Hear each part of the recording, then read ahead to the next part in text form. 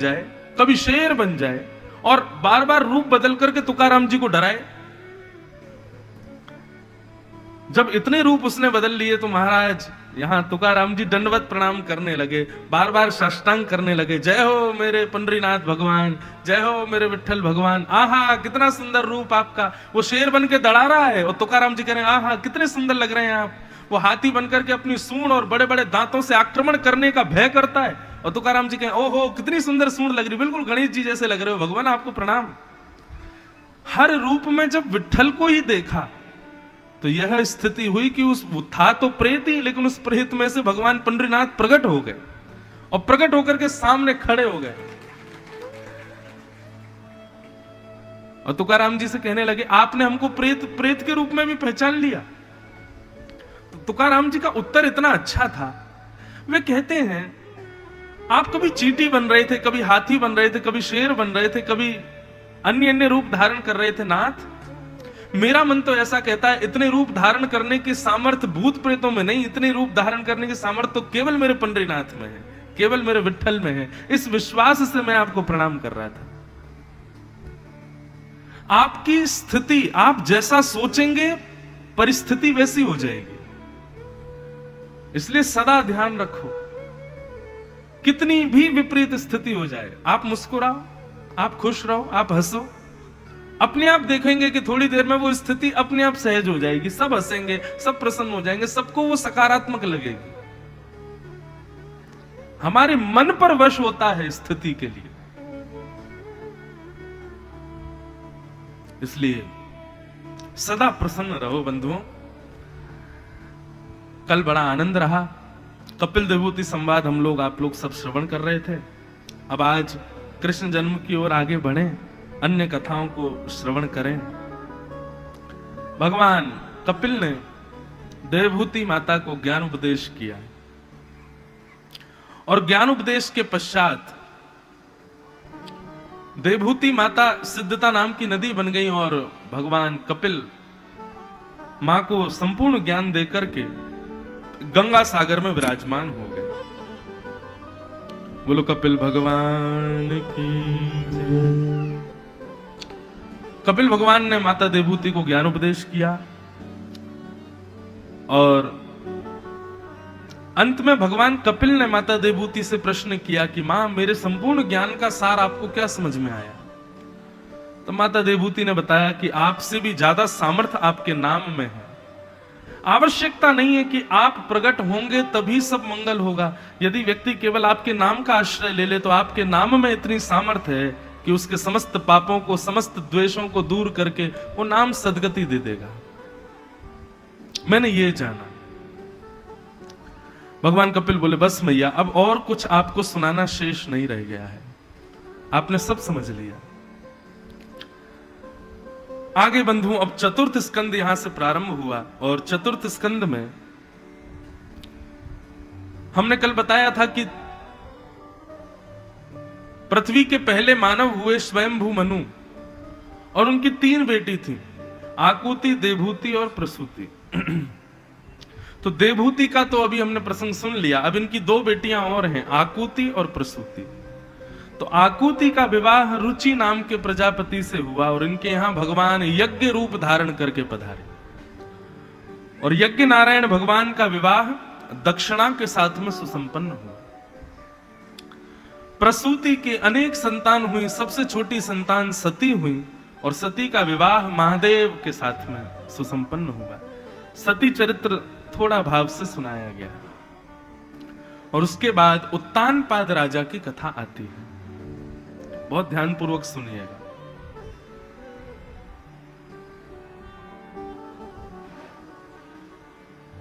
उत्तानपाद राजा ये स्वयंभू मनु के बड़े पुत्र हैं। उत्तानपाद राजा के 2 विवाह हुए और दोनों पत्नियों का नाम था सुनीति और सुरुचि। बंधुओं हम सब उत्तानपाद राजा हैं, ये जीवात्मा ही उत्तानपाद है और प्रत्येक उत्तानपाद मतलब प्रत्येक जीवात्मा की 2 पत्नियां हैं। हम सबकी 2 पत्नियां हैं। अच्छा, पत्नी और पति, इसका अर्थ क्या होता है? सीधा अगर सामान्य सांसारिक अर्थ यदि आप पूछो तो सांसारिक अर्थ का मतलब तो केवल जो अपनी ओर अपने विपरीत को आकर्षित करे, मतलब पत्नी वो जो पति को अपनी ओर आकर्षित रखे, और पति कौन, जो पत्नी को आकर्षित रखे। परंतु इसका शाब्दिक अर्थ समझें तो एक दूसरे के रक्षक, पति मतलब रक्षक। इसीलिए जगन्नाथ जी को जगतपति कहा जाता है। जगतपति मतलब जगत के रक्षक, पति यानी कि रक्षक। तो हम सबकी दो पत्नियां हैं तो वो रक्षक, लेकिन वो रक्षकों वाला काम करती नहीं है। और वो दो पत्नियां कौन कौन सी हैं? पहली मति, बुद्धि, और दूसरी पत्नी का नाम है मन। पहली पत्नी बुद्धि, दूसरी पत्नी मन, ये दो पत्नियां हैं हमारी। ये दोनों हमको अपनी ओर आकर्षित करते हैं। कोई भी काम करना है, हमारे अंदर से दो बातें आती हैं, करें ना करें, करें ना करें। वहां जाना है, जाएं ना जाएं, जाएं ना जाएं।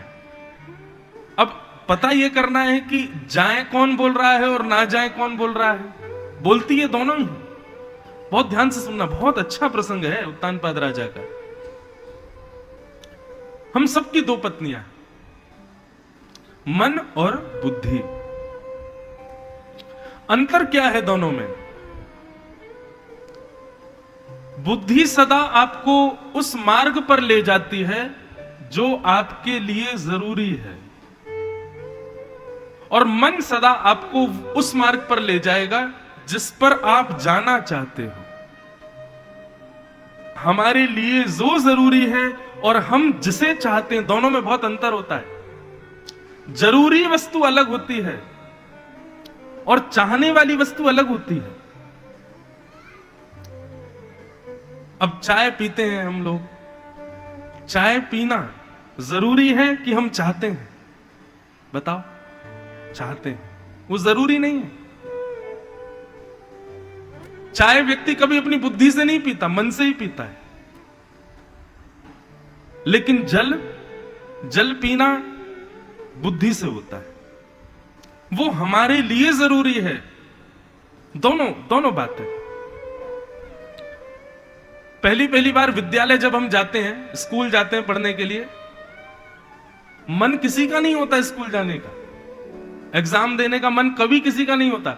हम स्कूल जाते बुद्धि से ही हैं।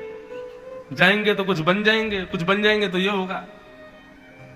चाहे आप डॉक्टर बनना चाहते हैं, चाहे आप चार्टर्ड अकाउंटेंट बनना चाहते हैं, चाहे आप कुछ भी जीवन में उपलब्धियां प्राप्त करना चाहते हैं, मन से कभी नहीं होता है।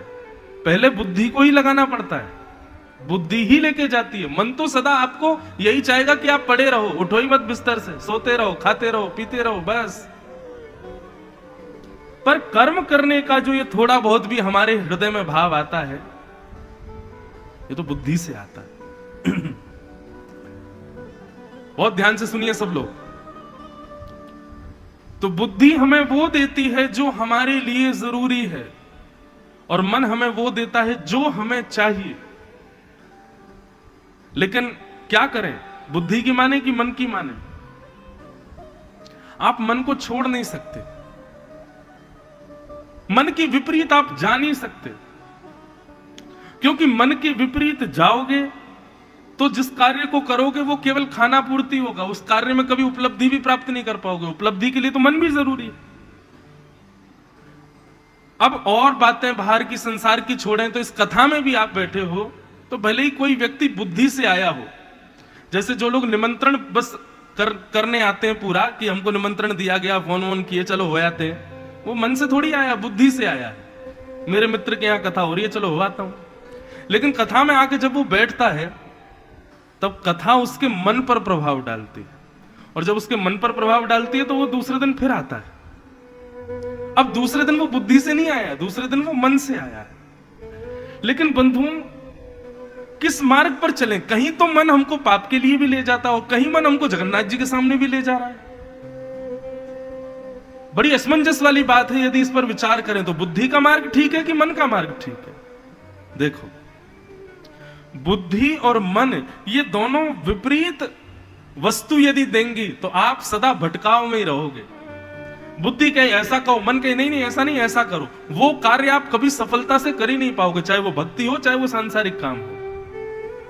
किसी भी कार्य में सफलता आपको तभी मिलेगी जब मन और बुद्धि दोनों उस कार्य में राजी, तभी आप सफल हो सकते हो। मन और बुद्धि दोनों की एक ही जिज्ञासा हो, मन और बुद्धि दोनों की एक ही कामना हो, मन और बुद्धि दोनों एक ही मार्ग पर चलें, तभी आपका कार्य सफल होगा। और आध्यात्म यही करता है, सत्संग यही करता है, संतों का संग यही करता है। आप सत्संग करेंगे, आध्यात्म के मार्ग पर चलेंगे, भक्ति मार्ग को अपनाएंगे, उसके बाद क्या होगा, मन और बुद्धि दोनों अलग नहीं रहेंगी, एक ही हो जाएंगी। फिर जो भी आप निर्णय लोगे वो सदैव आपका हितकर होंगे। लेकिन फिर भी यदि मन और बुद्धि दोनों अलग अलग दिशा में हैं आपके, तो प्रयास ज्यादा कीजिए कि बुद्धि की सुनिए, मन की कम सुनिए। क्योंकि बुद्धि आपको कर्मठ बनाती है और मन आपको आलसी बनाता है।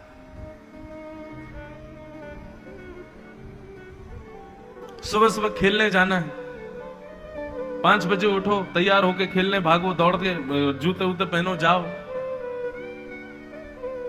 मन से व्यक्ति नहीं उठता है, बुद्धि से उठता है। रात में भले ही अलार्म लगा दे फोन में, 5 बजे का अलार्म बजेगा तो एक बार उठ के देखेगा, अलार्म देख करके उसके मन में दोनों बात आएंगी, कल चले जाएंगे, परसों चले जाएंगे, अरे बाद में खेल लेंगे, अब बैठे तो हैं यहीं पे। मन और बुद्धि दोनों विपरीत नहीं होनी चाहिए, एक ही होनी चाहिए।